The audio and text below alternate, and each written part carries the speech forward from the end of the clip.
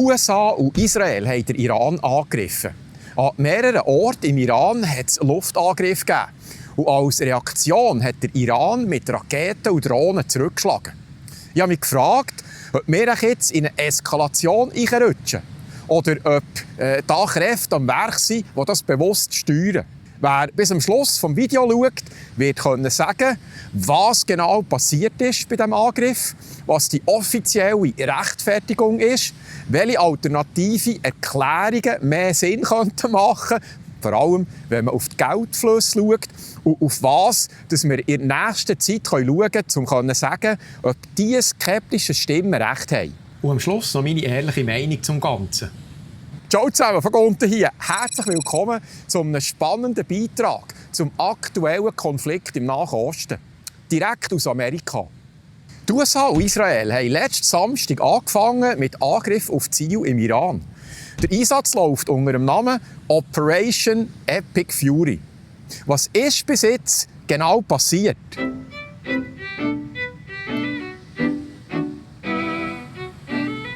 Trump redet von Major Combat Operations. Er sagt, das Ziel sei, dass Irans Raketenabschussfähigkeiten eliminiert werden und dass man Teile der Marine ausschalten muss. Und er fordert die Iraner offen dazu auf, das Regime zu stürzen. Die US-Streitkräfte haben im Iran große Kampfeinsätze begonnen. Es war immer die Politik der Vereinigten Staaten und besonders meiner Regierung, dass dieses Terrorregime niemals eine Atomwaffe haben darf.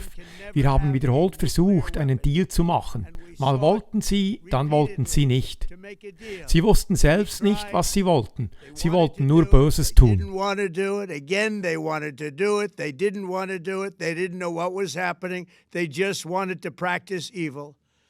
Aus diesen Gründen führt das US-Militär eine massive, laufende Operation durch.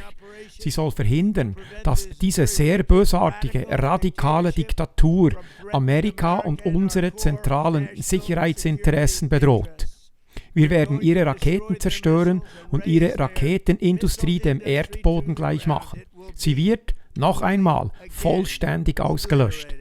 Wir werden ihre Marine vernichten. Wir werden sicherstellen, dass die Terrorstellvertreter in der Region die Welt nicht länger destabilisieren, unsere Kräfte nicht länger angreifen und ihre Sprengsätze, ihre EIDs, wie man sie nennt, nicht länger einsetzen, um Tausende und Tausende Menschen schwer zu verletzen oder zu töten, darunter viele Amerikaner. Und wir werden sicherstellen, dass Iran keine Atomwaffe bekommt. Das ist eine sehr einfache Botschaft. Sie werden niemals eine Atomwaffe haben. Und zum Schluss sage ich dem großen, stolzen Volk des Iran, die Stunde eurer Freiheit ist gekommen. Bleibt in Deckung, verlasst euer Zuhause nicht. Draußen ist es sehr gefährlich, überall werden Bomben fallen. Und wenn wir fertig sind, übernehmt eure Regierung. Sie gehört euch. Das ist vermutlich eure einzige Chance für Generationen. Das US-Regionalkommando CENTCOM gibt als Ziel des Angriffs an die Kommandozentren der Revolutionsgarde, die Luftabwehr, Raketen- und Drohnenabschussvorrichtungen und noch die Militärflughäfen. Gleichzeitig hat Israel im Westen des Iran hunderte Abschussvorrichtungen für Raketen bombardiert. Aus Iran werden Explosionen aus mehreren Städten gemeldet, unter anderem aus Teheran, Tabriz und Isfahan. Viele Menschen sind auf der Flucht aus den Städten raus. An den Tankstellen haben sich lange Schlangen gebildet und viele versuchen, zu Bargeld zu kommen und die einheimische Währung in Fremdwährung umzutauschen. Die Behörde hat Schulen und Universitäten geschlossen. Iranische Staatsmedien haben am Sonntag bestätigt, dass der oberste Führer, der Ayatollah Ali Khamenei, ums Leben gekommen. Und Achtung, die sind hier unterwegs, mit schwerem Geschütz. Iran hat gemäss mehreren Berichten eine dreiköpfige Übergangsführung eingesetzt, die die Arbeiten auch schon gerade übernommen haben. Der Außenminister hat den Angriff als «wholly unprovoked and illegal» bezeichnet, also als total unprovoziert und illegal. Nach den ersten Meldungen, dass der Iran viele von seinen Nachbarländern angegriffen hat der Iran dem widersprochen. Der Iran sagt, man greife keine Nachbarn direkt an. Man nimmt vor allem US-Militärziele in der Region ins Visier. Und zwar aus Selbstverteidigung. Der Iran schlägt also zurück mit ballistischen Raketen und Drohnen. Hier sehen wir eine Grafik mit der Reichweite von verschiedenen Raketentypen der Iraner. Die weitesten mögen also bis zu 2000 Kilometer weit. Die gemeldeten Ziele sind Israel- und US-Stützpunkte in mehreren Golfstaaten. Hier eine Karte, wo man die US-Stützpunkte in der Region sieht. Aus Israel kommen Bestätigungen, es gebe Explosionen am Himmel und es seien auch Einschläge passiert. Vor allem im Norden und in der Landesmitte, aber auch im Raum Tel Aviv und der Hafenstadt Haifa. In der Golfregion geht es bis jetzt mehrheitlich um Treffer von US-Militärstandorten und einzelnen Einrichtungen mit Symbolwert. Daneben gibt es Begleitschäden, wenn so Flugkörper abgefangen werden und die Trümmer oben runterkommen. Aber es gibt auch immer mehr Berichte, dass sich neue Fronten am Auftun sind. Zum Beispiel im Libanon durch die Hisbollah und in der Golfregion nehmen Zwischenfälle zu, die nicht direkt mit US-Stützpunkten zusammenhängen. So hat es neue Explosionen in Raffinerien gegeben. Inzwischen gibt es auch bestätigte US-Opfer. Und die kuwaitische Luftabwehr schiesst aus Versehen 3 amerikanische F-15 ab. Amerika bestätigt den Friendly-Fire-Vorfall. Die Anspannung ist riesig. Und weltweit wird der Kummer immer grösser, dass das alles eskalieren könnte. Der UNO-Generalsekretär Antonio Guterres hat im Sicherheitsrat vor einem breiteren Konflikt gewarnt. Als nächstes hat mich natürlich interessiert, was dort die Angreifer sagen, was überhaupt der Grund für diesen Militärschlag sei.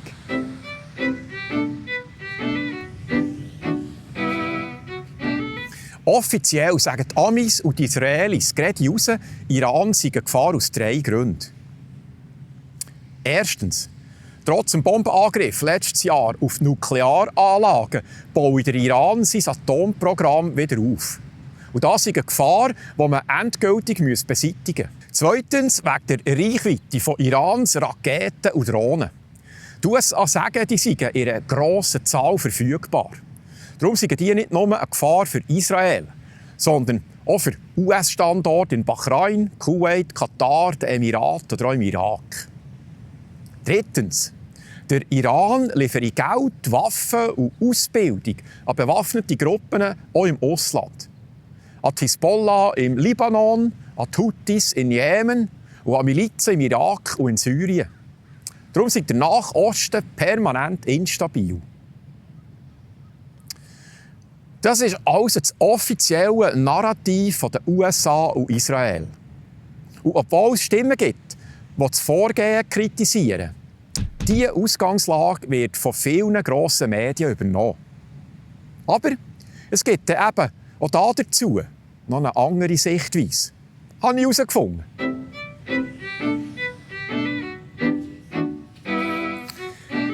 Bei meiner Recherche bin ich noch auf andere Sichtweisen gestossen. Grundsätzlich wird gesagt, man soll nicht nur auf das hören, was Regierungen öffentlich erklären und wie die Medien darüber berichten, sondern man soll, wie gäng, dem Geld nachgehen. Dass man also schaut, wo die grossen Geldströme herfließen und wo die Grossen investieren. Ich habe das so spannend gefunden, dass ich gedacht habe, das will ich mit euch teilen. Einer, der dieser Geldspur konsequent nachgeht, ist der Simon Dixon. Und ausgehend von diesem Gesichtspunkt orakelt er über den jetzigen Iran-Konflikt. Er sagt, das sei nicht nur ein reiner Militärschlag. Um unsere Zivilisation zu schützen, wie es Donald Trump am Sonntag in einer Ansprache gesagt hat. Der Simon sagt, das Ganze sei eigentlich ein geplanter Umbau. Weg vom profitablen Kriegsmodell, wo vor allem der militärisch-industrielle Komplex daran verdient, hin zu einem Investitionsmodell, wo der weltweit finanziell, industriell Komplex in der Region Stabilität brauche, um Geschäfte zu machen. Also wenn das nicht wirklich in einen dritten Weltkrieg kippt, dann wurde ein Deal gemacht und dieser Deal ist im Grunde schon beschlossen. Das Ganze hier ist vor allem das Theater, damit man am Ende auf der anderen Seite dieses Deals landet. Dixon sagt, es stehe sehr viel Kapital bereit. Vor allem aus den Golfstaaten, durch die riesigen Gewinne aus Öl- und Gasverkäufen. Und auch aus China, wegen seinen Export- und Handelsüberschüssen. Und er sagt, das Kapital werde von grossen Banken und Finanzinstitutionen verwaltet. Die benötigen stabile Regionen, immer mehr auch in ihrem geografischen Einflussbereich, also der Nahen Osten und Asien. Dort sollen die riesigen Vermögen mit möglichst viel Gewinn angelegt werden. Zusammengefasst sagt er, es sehe im Moment zwar nach Chaos aus, aber im Hintergrund gäbe es dann doch so etwas wie Koordination. Was ihr gerade seht, ist ein Reset der Weltordnung. Es geht in eine neue Wachstumsphase und diese Phase soll auf Frieden im Nahen Osten beruhen und darauf, dass die Region weniger von außen gesteuert wird. Die großen Investoren in den Golfstaaten, vor allem in Saudi-Arabien, setzen dabei auf eine neue Vision. China hat zwischen Iran und Saudi-Arabien vermittelt und BRICS hat den Golfstaaten den Rücken gestärkt im Kampf gegen die Dominanz des Dollars und gegen Institutionen wie den Internationalen Währungsfonds. Gleichzeitig werden alte Schulden abgebaut, zum Beispiel Syriens Schulden bei der Weltbank. So können die Golfstaaten und ihre Nachbarn die Region stärker selbst kontrollieren, während Amerika seinen Rückzug strategisch verhandelt. Der nächste Schritt ist dann eine Verschiebung hin zum Investitionsmodell. Große Finanzakteure sollen in der Region investieren. Damit das funktioniert, braucht es Deals mit den wichtigsten Vermittlern in der Region, vor allem mit Mohammed bin Salman und anderen Akteuren. Und dafür braucht es Frieden. Palästina müsste ein eigener Staat werden und Israel müsste in eine neue Ordnung passen, die nicht mehr vom militärisch-industriellen Komplex als Störfaktor finanziert wird. Und um diesen Übergang überhaupt durchzubringen, braucht es ein großes Theater. Die Menschen sollen glauben, wir stünden kurz vor dem Dritten Weltkrieg. Die Erzählung wird hochgedreht und die Erzählung lautet dann, Iran habe eine Atombombe und sei kurz davor, Israel zu zerstören. And it's about to blow up Israel. Das ist ein neuer Ansatz, den ich so noch nie gehört habe.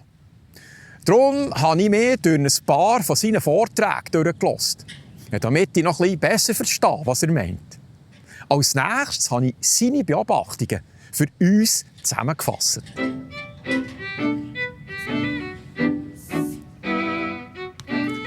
Der Simon Dixon sagt also, es gehe primär um einen Umbau vom bisherigen Geschäftsmodell. Weg vom Kriegsmodell, bei dem die Rüstungsindustrie daran verdient, dass dauernd irgendeine Eskalation passiert im Nahen Osten. Das soll jetzt nach Jahrzehnten Platz machen für ein Investitionsmodell. Und für das brauche ich die Finanzinteressen Stabilität, damit Deals und Projekte überhaupt aufgeleistet werden können. Dixon sagt, für so einen Umbau stehen die Hardliner im Iran im Weg. Er meint damit die Hardliner im Regime, aber auch aus dem religiösen Machtapparat. Unter diesem neuen Modell würden diese Einfluss verlieren, weil sich das System auftun müsste. Aber mein Einwand war, wäre es denn nicht so, dass, wenn im Nahen Osten auf einmal weniger Geld mit Kriegen und Konflikten gemacht wird, gäbe es da keinen Widerstand von denen, die bis jetzt gross daran verdient haben. Der Simon meint, ja nein, nicht unbedingt. Weil denen ihre Profite werden ja bereits verschoben. Weg vom Nahen Osten, neu nach Europa. So what is the military doing? Because they Was macht also das Militär? Weil man den Rückzug verhandelt hat, hat man zugestimmt, die Profite woanders zu holen. Und was sehen wir dann diese Woche? Einen NATO-Gipfel. Und was passiert dort? Donald Trump tritt auf, als würde er für Rüstungskonzerne verhandeln, für Lockheed Martin, General Dynamics und die ganze Rüstungsindustrie. Und zusammen mit europäischen Politikern heißt es dann sinngemäß, wir haben das Dilemma gelöst. NATO wird dabei zur Verkaufsstrategie für den militärisch-industriellen Komplex. Die Botschaft lautet, alle NATO-Länder erhöhen ihre Verteidigungsausgaben von 2% auf 5%. Und wie wird das bezahlt? Mit neuem Geld. Es wird mehr Geld gedruckt. Die Europäische Zentralbank druckt mehr, die Bank of England druckt mehr und die Politiker sagen dann, wir verteidigen die Demokratie. Und so lautet diese Logik, kommt das Geld wieder rein. Das Geld, das man im Nahen Osten weniger verdient, holt man über diese NATO-Aufrüstung in Europa zurück. Dixon sagt, dass es überhaupt zu Deals und Investitionen in dieser Region kommen kann. Dann müssen zuerst auch Sanktionen aufgehoben werden. Sonst investiere ich niemand in grossem Stil. Die Belohnung für Iran wäre dann, ihr dürft wieder nach China exportieren und China kann eure Wirtschaft stützen, damit das Land wieder Luft bekommt. Und so kann man in eine Welt übergehen, in der Sanktionen als finanzielle Vernichtungswaffen Schritt für Schritt verschwinden. Und darum, sagt er, spielt Stabilität plötzlich so eine grosse Rolle dort. Stabilität bringt Planbarkeit und Planbarkeit ermöglicht Kapitalinvestitionen. Zusammengefasst habe ich Simon Dixon seine Aussagen so verstanden. Nach dem Beseitigen der Hardliner soll der Nachosten ruhig werden. Damit grosse Investitionen dort profitabel Geld anlegen können. Und gleichzeitig gewinnen die neuen Machtblöcke, die Golfstaaten und China, an Einfluss in dieser Region, währenddem sich die Amis eher zurückziehen von dort. Das Kriegsgeschäft, sagt er abschliessend, verschwinde aber nicht. Es verschiebe sich einfach weg vom Nahen Osten nach Europa. Das ist also die spannende These von Simon Dixon. Jetzt, ob er recht hat oder nicht, sagt uns gleich das Licht.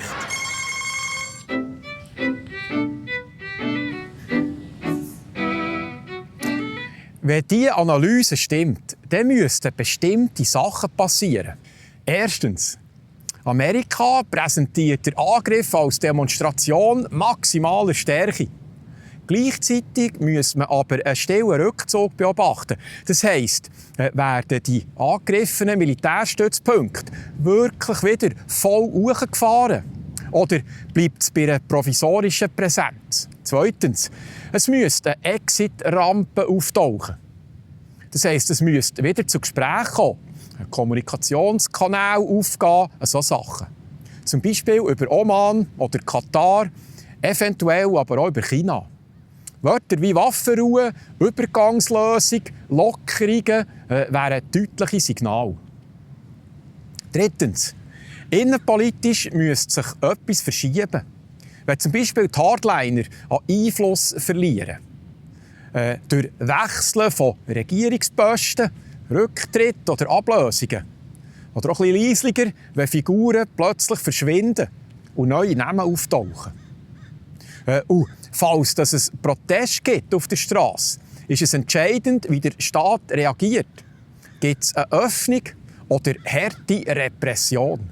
Viertens, ob Dixon recht hat, würde man auch in Israel sehen. Vor allem wirtschaftlich. Leidet der Tourismus, brummen Häfen und Infrastruktur nicht mehr, steigen Versicherungen und Risikoprämien. So wird mit der Zeit der Handlungsspielraum kleiner, weil jeder Schritt teuer wird, politisch und finanziell. Fünftens, es müsste ruhiger werden rund um die von Iran unterstützten Gruppierungen im Nahen Osten. Also bei den Houthis in Jemen, bei Milizen im Irak und in Syrien. Oder bei der Hisbollah im Libanon. Also das heisst weniger Angriff, weniger Eskalation, weniger sichtbare Koordination. Wertsignal. Sechstens, am Horizont wird von einem Iran-Deal geredet. Ein grosses Signal wäre, wenn Sanktionen punktuell gelockert werden. Zum Beispiel bei Öl, internationalen Zahlungen oder klar definierte Ausnahmen für humanitäre Hilfe. Und 7. wenn die Golfstaaten wichtiger werden, übernehmen die plötzlich mehr Rollen als Vermittler, als Geldgeber, als Stabilitätsanker. Also zum Beispiel mit konkreten Initiativen, Treffen organisieren, Finanzzusagen für Stabilisierung oder Wiederaufbau. Wenn der Dixon recht hat, müssten diese Staaten im neuen Bild sichtbarer vorne mitspielen. Gegensignal, die dagegen sprechen, wären zum Beispiel keine Entspannung vor der Krise, sondern eher Eskalation ohne Pause. Die Sanktionen gegen Iran werden noch härter statt weicher. Und die Hardliner gewinnen innenpolitisch zusätzlich an Macht. Und die Stellvertretergruppierungen bleiben aktiv oder dehnen ihre Störaktionen sogar noch weiter aus. Ja gut, ich gratuliere allen, die bis hierher zugeschaut haben. Ihr seid offensichtlich interessiert an zusätzlichen Perspektiven, wie ich auch. Und das freut mich natürlich mega. Und dann also zum Schluss, wie gäng, noch meine Einschätzung zum Thema.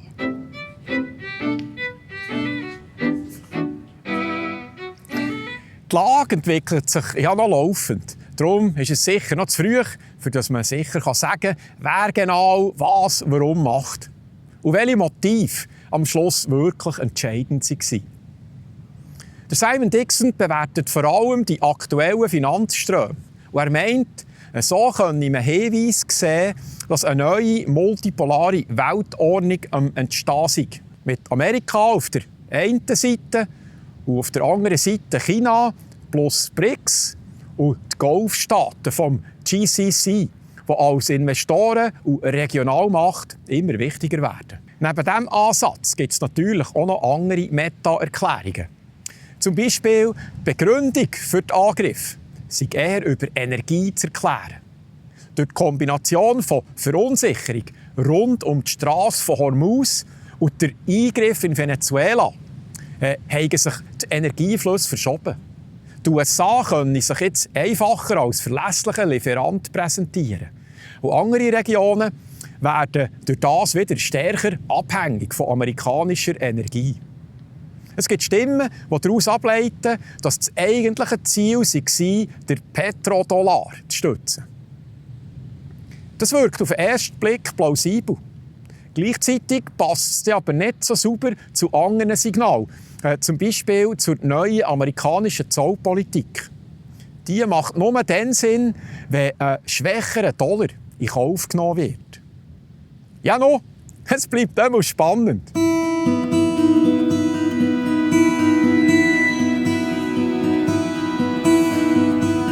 Voilà, dann würde ich sagen, das war es wieder mal vom ehemaligen Badmeister. Merci vielmals an alle, die mich auch finanziell unter die Arme greifen.